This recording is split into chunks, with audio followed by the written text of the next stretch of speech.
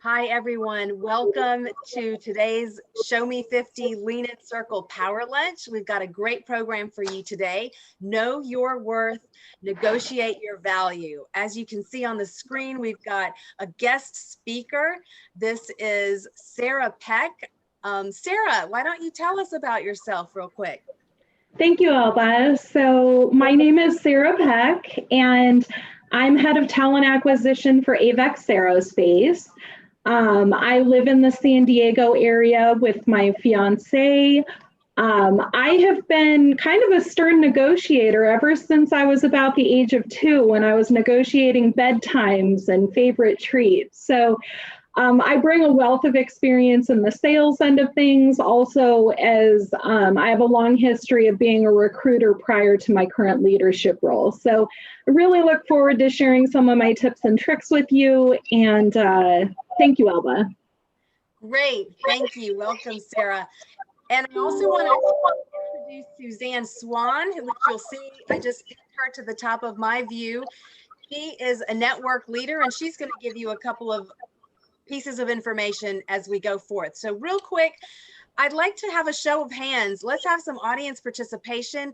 I'd like to have you indicate or raise your hand if this is your first Lean In Circle meeting with ShowMe50. I'd love to see who is in our audience, and if this is your first Lean In Circle meeting, maybe you could just put in the chat first or repeat or something like that, and we can see who's new. So let's do that.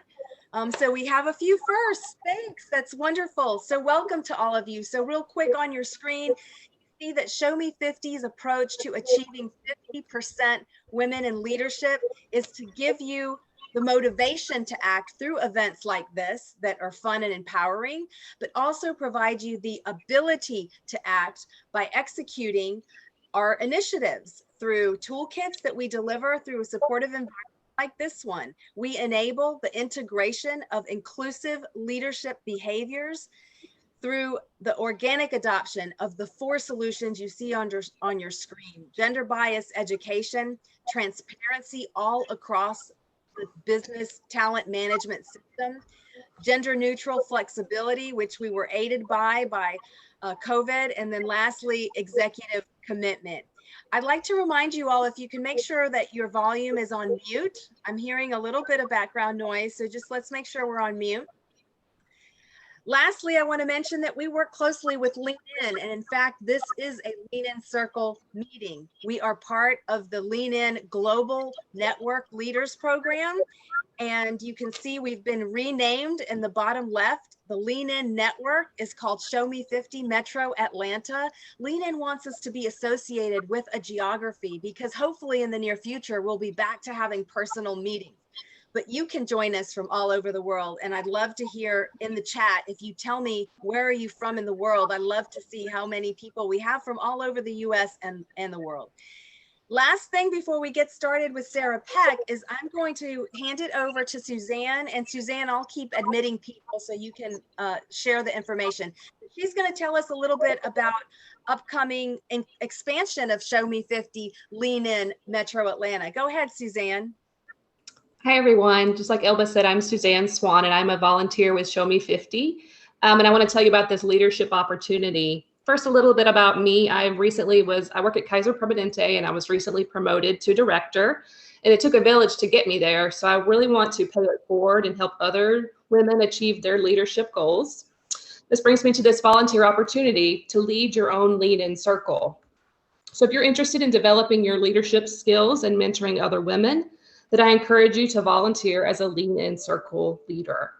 We're establishing new circles as part of the ShowMe50 network. And as a leader of a circle, you'll have a lot of support from this network.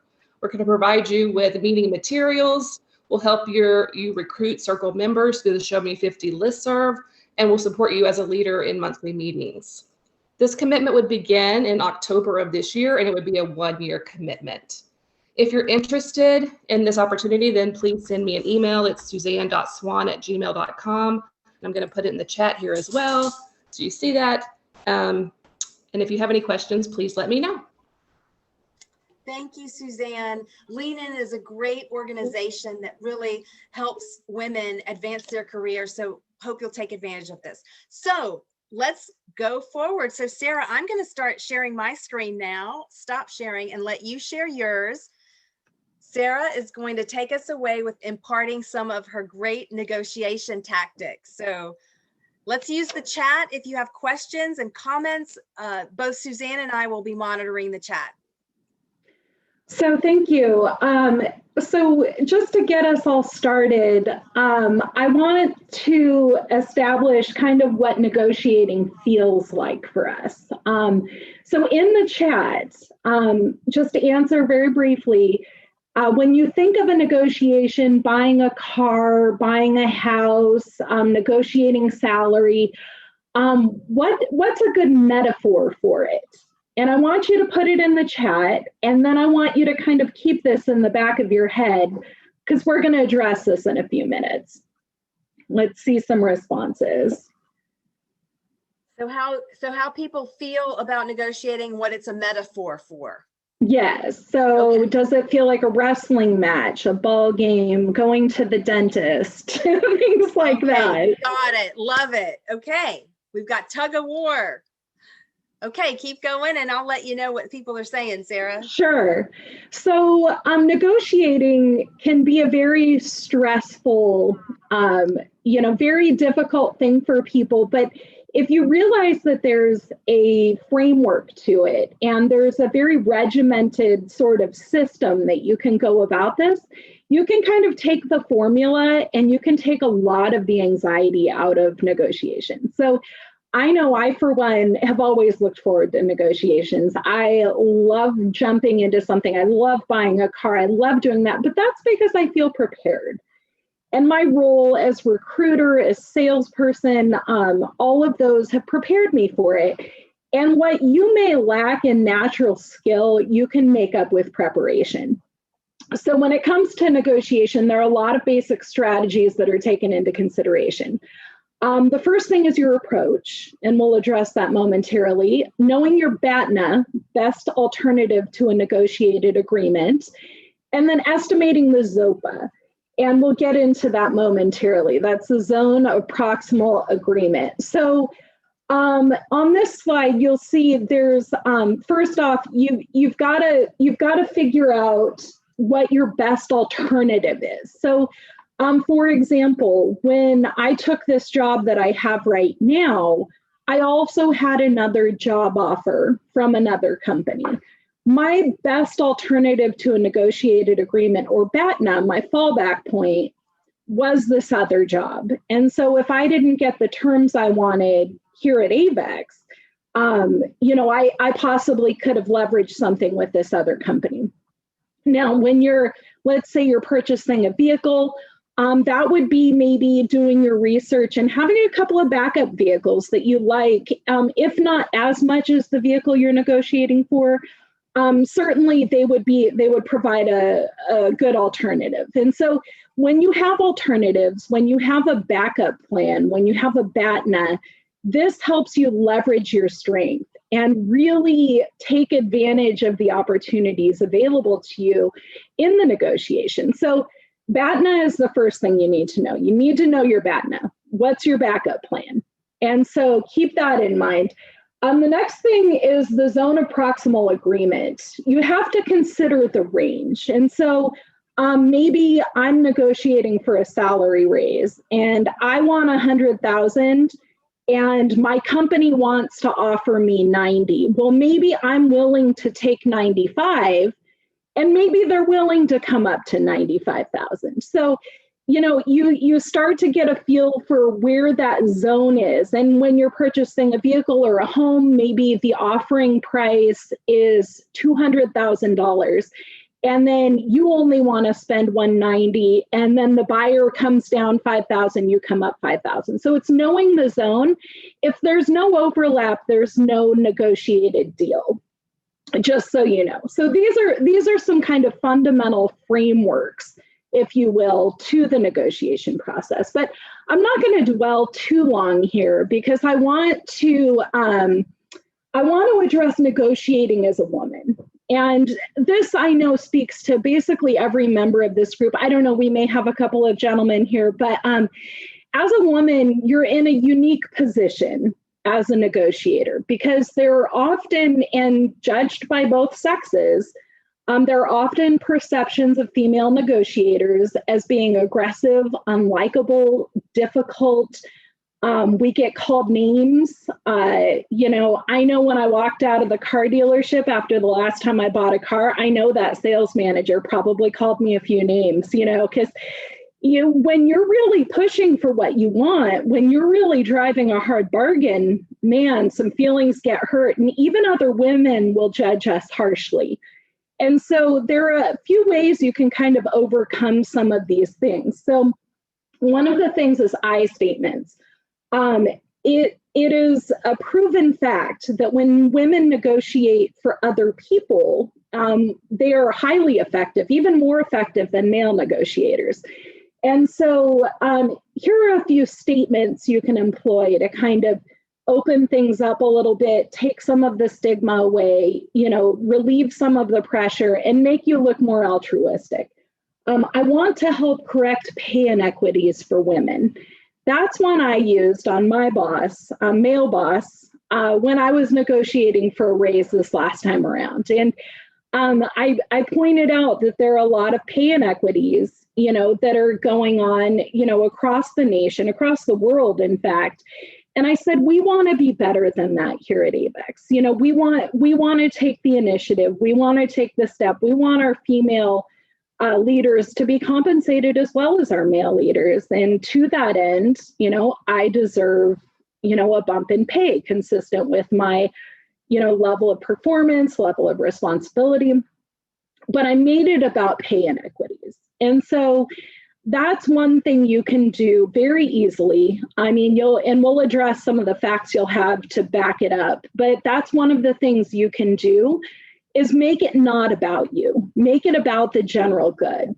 Another one that's a good one is I want to set a good example for my daughter or for my son or for my sister or whoever it is. You know what? I'm negotiating for my whole family here because I want to make sure they see me set a good example. So once again, the emphasis is not on you. The emphasis is on the family member, the friend, the loved one, whoever you choose to make it about.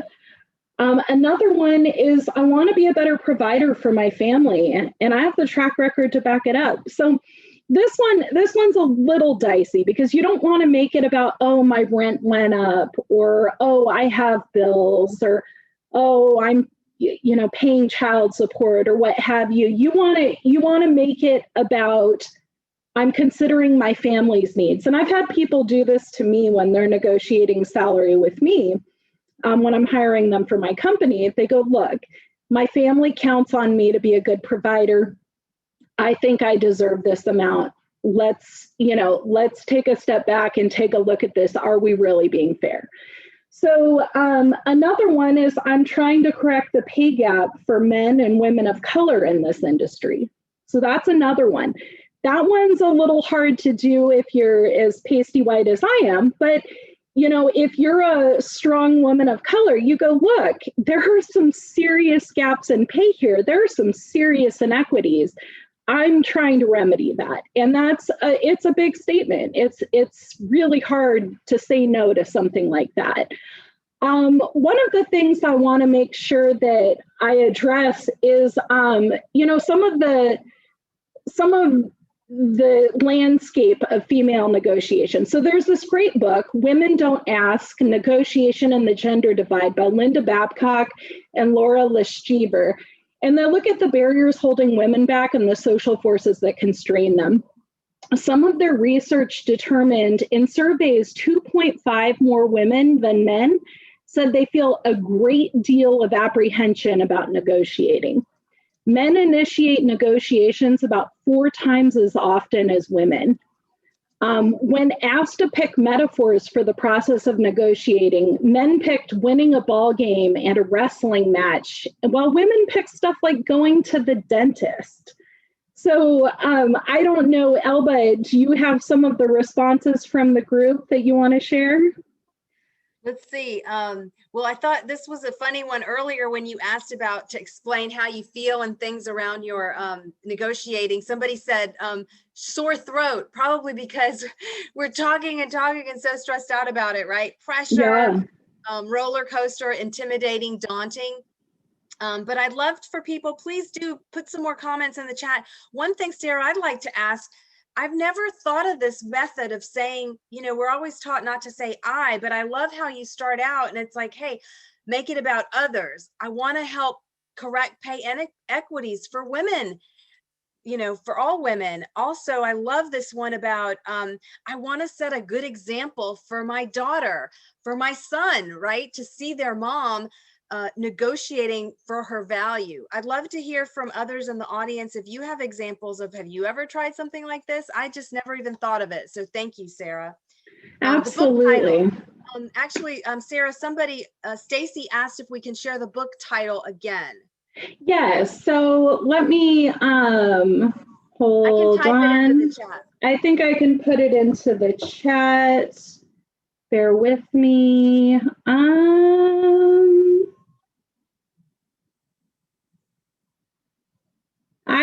I can't find my access to the chat, but it's Women Don't Ask, Negotiation and the Gender Divide. And that's by Babcock and Laschever, Laschever. Okay, got it. I typed it in the chat. Here's some more kind of disappointing facts or some realities we need to overcome. Women will pay as much as $1,353 to avoid negotiating the price of a car. Oh my gosh. Yes, I know. Women are more pessimistic about how much is available when they do negotiate. So they typically ask for and get less when they do negotiate. On average, 30% less than men. And now I can back this up because I've been interviewing candidates for roles, and one example, a business development role. Every man I spoke to put himself in the $120,000 to $130,000 range. Do you know what the highest women's salary that they requested was? $100,000. They consistently underrated themselves by $20,000 to $30,000 in this particular interview and negotiation process. So, I mean, the struggle is real. You know, the struggle is real. 20% of adult women, 22 million people say they never negotiate at all, even though they often recognize negotiation as appropriate and even necessary. And you know what? There are horrible consequences to the fact that we're not negotiating or we're not negotiating well. By not negotiating a first salary, an individual stands to lose more than $500,000 by age 60. And men are more than 4 times as likely as women to negotiate a first salary.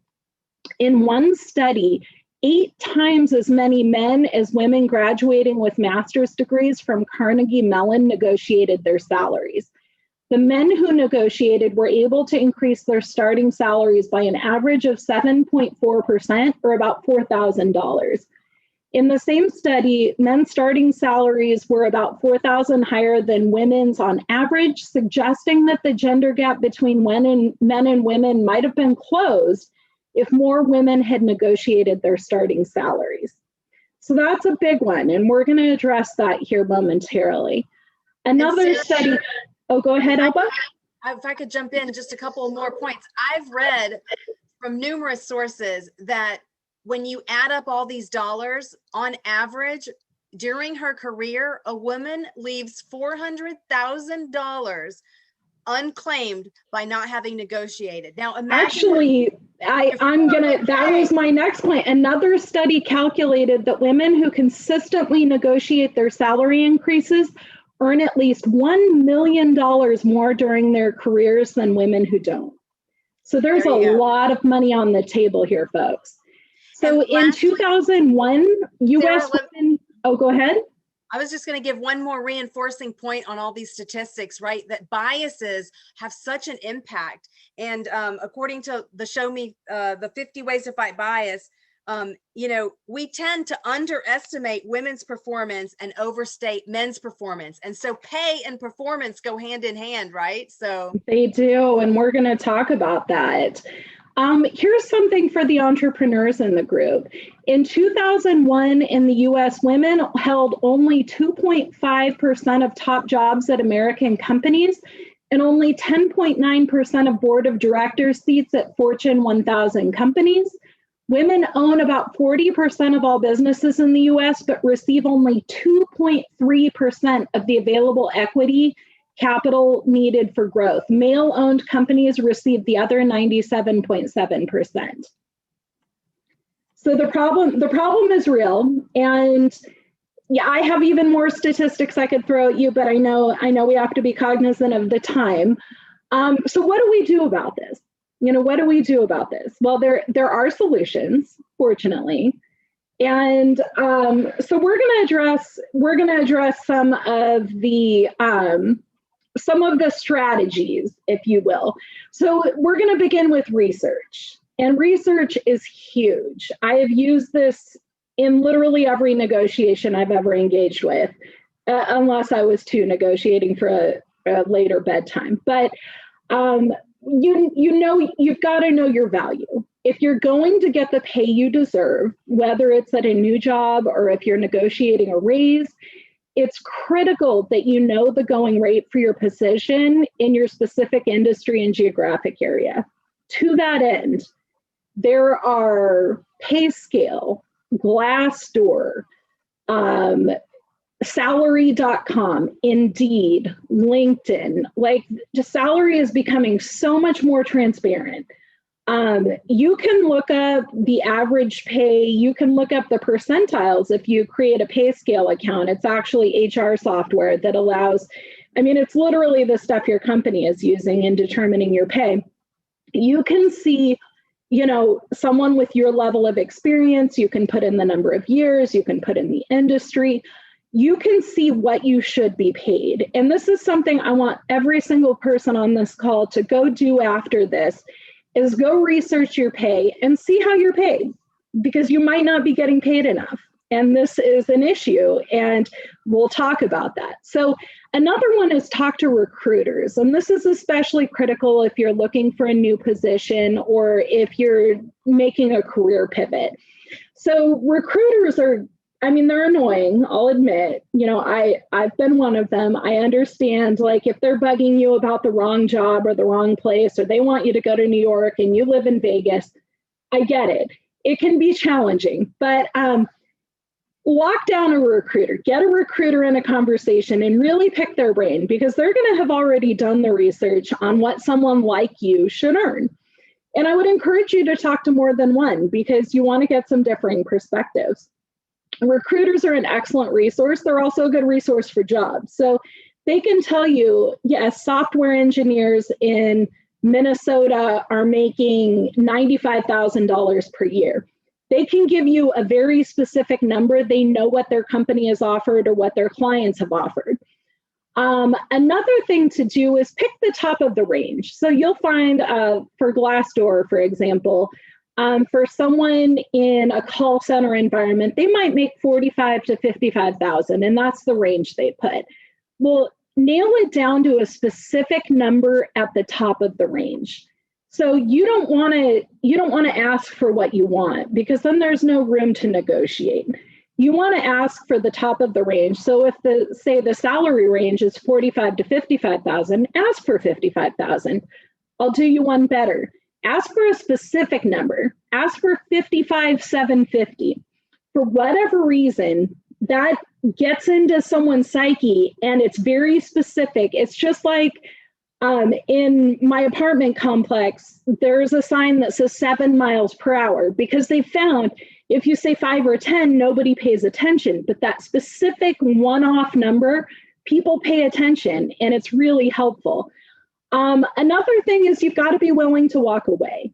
And that's hard if you're negotiating for a raise at your own company. So maybe table that advice. But you've got to be willing, if this is a negotiation for a vehicle, a home, a business negotiation, if you're negotiating your starting salary at a new company, you've got to have a backup plan. And that goes back to the BATNA. If you're willing to walk away, you're far more compelling as a negotiator than if you're not. Another thing you've got to keep in mind is, are you ready? If you're asking for a raise, you've got to ask yourself a couple of questions. Have you been at your job for a year? One of my people on my team asked me for a raise at about 6 months. And I was like, oh, we don't really have a period of performance for you. It's a little tough. So you've got to make sure you put in the work. Have you taken on new responsibilities since you've been hired? Are you exceeding expectations? If you're going above and beyond consistently, and if you're putting in the extra work, there's no reason why you can't ask. But you've got to plan the right timing. You've got to make sure, don't wait for performance review time. Everybody asks for a raise during performance reviews. What I did with my boss is about 4 months before performance reviews, I said, Al, you know what? I'm going to be asking you for a raise and a promotion during performance reviews, but I wanted to give you time to think about it and really start paying attention to what I'm doing. And then I prepared a one sheet or a brag sheet. And this is just where, and I suggest every single person do this, start a Word document, and every time you do something that's either outside of your job description or something that turned out resoundingly well, so you saved 2 weeks on a deadline, you saved the company $5,000, all of these little things, write them down. Because I guarantee you're not going to remember everything you've done for the company. And if you don't remember, certainly your supervisor is not going to remember. There may be 1 or 2 things that stick out in your head, but if you have a whole list, that's far more compelling. Now, practice makes perfect. Oh, Elba, you had a comment? Yes, I was going to, a couple of things. First, I wanted to mention somebody asked a question. They said, where are you getting all these statistics you threw out? Were they part of the book that you were giving us? Part of the book, yes. Excellent. Great on that one. Also, somebody just had the comment that they hadn't heard about using an oddball number in negotiations, but I think it is great. It's clever how it does cause you to remember a different number, like your speed limit example. It does. The brag sheet, love that. I wanted to mention, share a tip that I do. I keep on my desktop an Excel spreadsheet. And what I do in the spreadsheet is the rows are what you're saying, Sarah, right? Anytime I do something that's above and beyond the normal stuff I should be doing, I just write a quick entry and I put the date and then what it was, just super short. And across the columns, I've got my goals. So let's say that my performance is 4 things. So I've got the 4 things as the columns. And then each row, when I do something related to that goal, I put it in that cell and put the date. And then when performance review comes around, I don't have to remember every great thing I did. I already have a sheet ready to go. So great idea. That's perfect. That's perfect, Elba. And that's exactly what you should be doing. Whether it's a Word doc, an Excel doc, a PowerPoint. My boss loves PowerPoint, and I found just a couple bullets on each one, line them up, the big wins. However you choose to present it, and you can choose a number of different ways, but however you choose to do it, make sure you're tracking this stuff. You're very valuable. You do great work for the company. You need to make sure everybody else knows how great you're doing, because trust me, I've forgotten half the stuff I did last year. And if it weren't for this brag sheet that I have, I would have no idea what to bring to my boss when it's time to ask for a raise. Now, here's another little tip.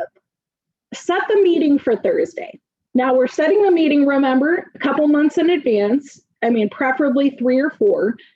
Set it for a Thursday. For whatever reason, research has shown that you're more likely to get a raise if you ask on a Thursday.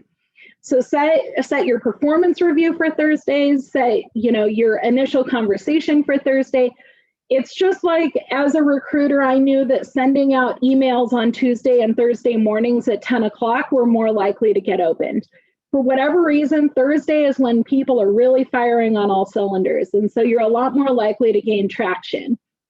Now, we start the week a little bit more hard-nosed and a little bit more focused, and we're not necessarily flexible. We get more accommodating as the week goes on, but Friday people are just wrapping things up, and you don't really want to ask for anything on a Friday. And then here's another thing, and I use this a lot with negotiating for a vehicle. Put the number you want out first. That's the anchor point. And this is another part of the framework, is you want a good number that's an anchor. So you're using a specific number. I think I should be paid $95,271. And I'm putting that out there first, because that establishes the point by which we judge the whole negotiation. So if you wait for them to throw a number out, it may be ridiculously low, and it may be too hard to come up the difference. But if you're setting the tone, that's just one step further in the process. Another thing, and I know I kind of touched on this, don't use a range. Candidates do this to me all the time. They come and they say, well, I want $60,000 to $65,000. Well, the second I tell my hiring manager that, they immediately go to 60. I mean, it just automatically, nobody's ever going to pay the higher end. Doesn't happen. So ranges are not good unless the bottom of the range is your high number. And so again, you've just got to make sure you're leveraging that number. Focus on market value. Again, going back to the research end of the things, if you're asking for something ridiculous, the answer is probably going to be no. But if you know your value, you know your worth, you're going to get what you want. I know I mentioned this before, but I've just got to underscore this even further. Please, please, please don't make it about personal needs. My childcare expenses have gone up. My son is going to college and I need to pay his tuition. Those are all very poor reasons in the view of your leadership or whoever you're talking to. It may seem compelling to you, and certainly it is compelling, but I can't emphasize enough, please do not make it about personal, because it'll be seen as petty. Also, allow yourself to use a moment of silence. And silence can be one of the most compelling tools in your toolkit. So when they come out with a number, give it a minute, be uncomfortable. Embrace, it's like Brene Brown says, embrace the suck. Sometimes it is so hard not to say something and you want to give a good reaction. Don't say okay, say and make it questionable, because just your moment of silence may have them scrambling to bring up their next best offer. So again, using silence is a good way to control the conversation. And then also, I just want to emphasize, if your employer, for example, says no to a raise request, or if they say no, I'm sorry, we're not giving out more money right now, we don't have time for this, you're not ready, it's not the end of the world. You want to schedule performance conversations. Say, look, I want to talk to you in 3 months because I think I'm going to really show my value, and follow up with all of that. Make sure you're tracking things. Make sure you ask for coaching tips. Like, what can I do differently or better that will make me a better candidate for this? So, all of these things. Elba, yes? Sarah, these have been amazing tips. Why don't we give everybody a minute? Let's see if anybody has any questions here. Let's see, here's one. Is there a particular strategy to employ when you're negotiating for a position that is several pay grades above where you are? So you're negotiating for something, above where you are. Sure. So this brings up a really good point. Sometimes you're chronically underpaid, and historically speaking, people have asked, what are you currently making? And then they pigeonhole you into that range, and that's not fair. It's also illegal now. A lot of places in the United States, certainly I don't know about globally, but so there are some things you can do to protect yourself. Just don't answer when they ask you what's your current salary. Just don't answer. Just say, I expect to make, or I am targeting. And if someone flat out asks you, what do you make? And it's not an illegal question where you live, say, you know what, that's not critical to this conversation. I am targeting, and then give your number. And just say, I know I am worth, and then you can focus on the market. Say the market value for this role is 60 to 65,000. I'm targeting 65,000. That's great, Sarah. I love that. So go back to the market and go to your high range. We have another question which says, let's see, if you've researched and still get told no to your anchor, what's your next? Do you share your research? And then also another one was, what if they're persistent about knowing your current salary? So I think Sarah just basically told us, just avoid it, right? Just keep coming back. You can refuse to answer. You can refuse to answer. That you're well within your rights to refuse to answer.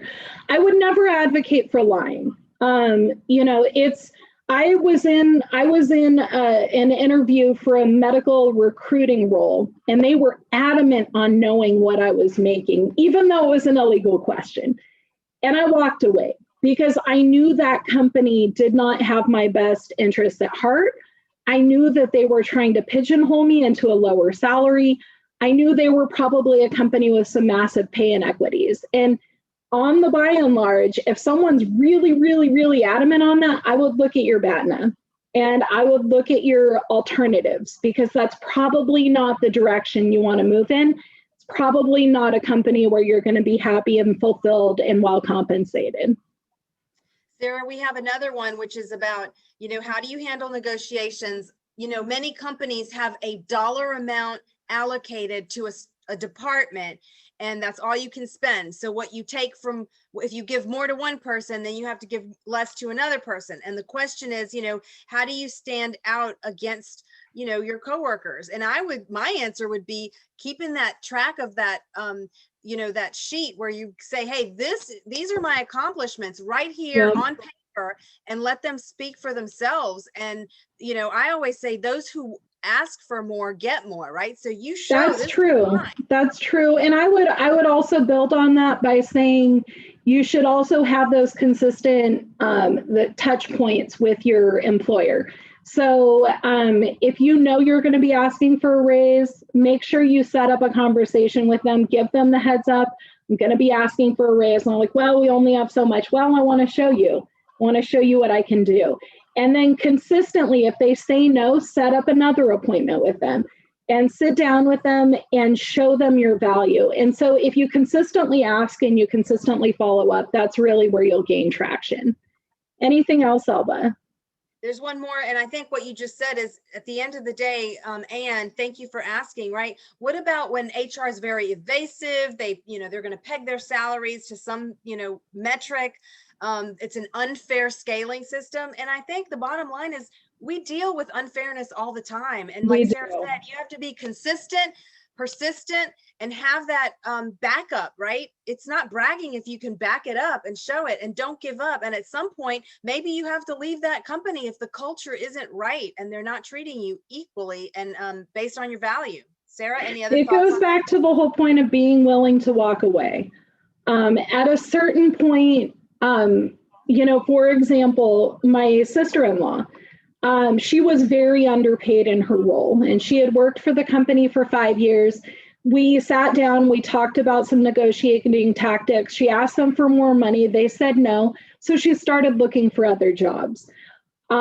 She managed to hook up with an agency. She found some alternatives. She went to them and put in her notice. And at that point, they offered her what she was asking for. Now, she didn't appreciate the fact that they weren't transparent. They weren't willing to be flexible. If they were always willing to pay that, and this was the point I made to her when she was asking me what she should do, I said, if they could have paid you that 5 years ago because that's what you were worth, how much have they robbed you of? You know, go with one of these other companies that's willing to recognize your worth from the beginning. And so she ended up leaving the job. And you know, you've got to really weigh your options. And I think at the end of the day, being willing to go with your BATNA, go with your best alternative to a negotiated agreement. One more, Sarah. Somebody says, well, if you've done all your research on the baseline and what you're worth, should you kind of have that in your back pocket, and then at some point, would you share it with the person you're negotiating with and go, look, here's 3 jobs to document that this is what I do and this is what I'm worth? Is that a good idea? That is a good idea. And I actually, when I went to ask for my raise and promotion, I put together this whole binder, and in it had some jobs that were posted on Glassdoor that showed the salary range. And I'm like, here's someone who does what I do. They make X amount of dollars. Here's another job. This is offering this much. You can leverage market research to get what you want. So Sarah, we've got 5 minutes. So I know, yeah, I ran out of time.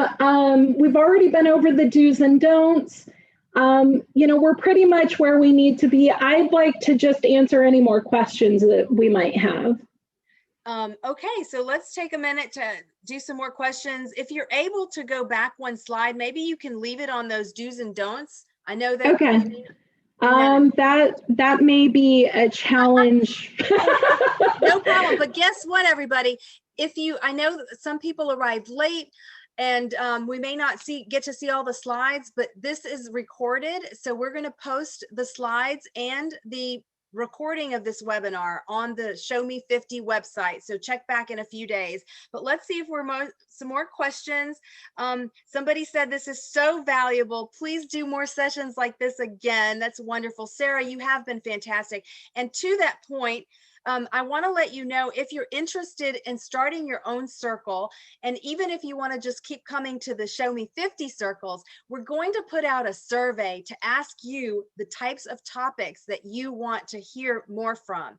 So please, we can't meet your needs if you don't respond. So be on the lookout for a survey that'll come to your email box. Sarah, any last kind of comments? What would you leave us with? So I just want you to know your worth.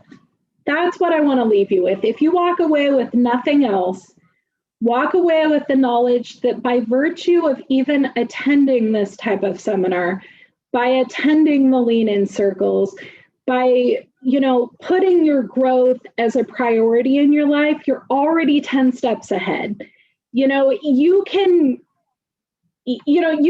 I don't know the details of your life. Your life may be a mess. I have no idea, but you're here. And by showing up, by getting this information, by doing the research, you're already way ahead of the competition. Going back to that question about, what do you do if everyone in your department is competing for a set of limited resources? I mean, are they coming to Lean In circles? Are they learning to advocate? Are they learning to eliminate bias and close the wage gap? And I mean, probably not. And if they aren't, maybe you should invite them to a Lean In circle. Maybe you should include them. But, just by doing this, by listening, by showing up, by making yourself available, by opening yourself up to knowledge, you're already way ahead of the game. And so in closing, somebody just had a great idea. They said, hey, it would be great if we could have a meeting where we practice. So let's see, I'm getting some reverb there. So if everybody can put their mute real quick. So Sarah, what would you think if we had a meeting, if you could come back and let's have breakout sessions and we have an actual practice where maybe we role model what we would say as an example, and then we'll break apart and people do their own, then they come back in the big group and we go around and people actually practice, and we do that. I think that's a fantastic idea. I'm 100% willing to participate. I would love to give you my feedback and share with you maybe some of the verbiage that has appealed to me over the years when people negotiate with me.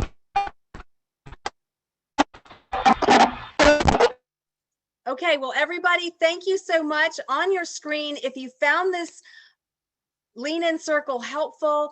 We are a nonprofit organization, and we would so welcome your contributions in any amount, even just $5. It adds up, and it allows us to pay for our Zoom and recruit other guests. So thank you so much. You've been fantastic, and look out for the recording of this webinar. Have a great afternoon, everybody, or wherever you are in the world. Have a great rest of your day.